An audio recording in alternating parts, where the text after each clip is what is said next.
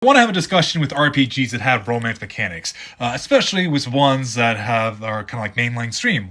Something like, like the BioWare games, Baldur's Gate and everything. And that is what I like to call the Garrus problem. For those of you who don't know, Garrus is a very popular Mass Effect character that everyone likes to romance and everything. And honestly, I don't get it.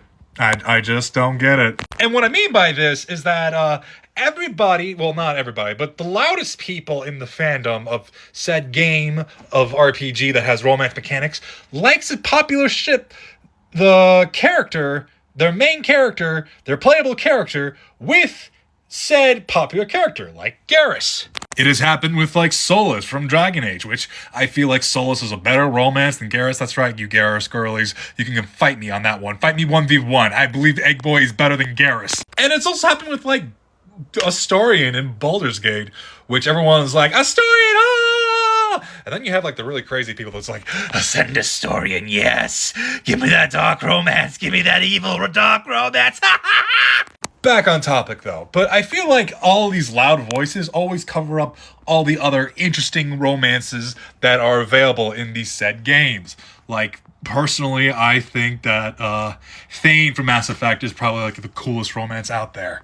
And this conversation always evolves into, like, this route is the canon route for said character, and this route with the romance with said character is the canon romance. And I just don't like that, especially when an RPG is like based on your choice and your preference and everything. And people tend to forget that sometimes.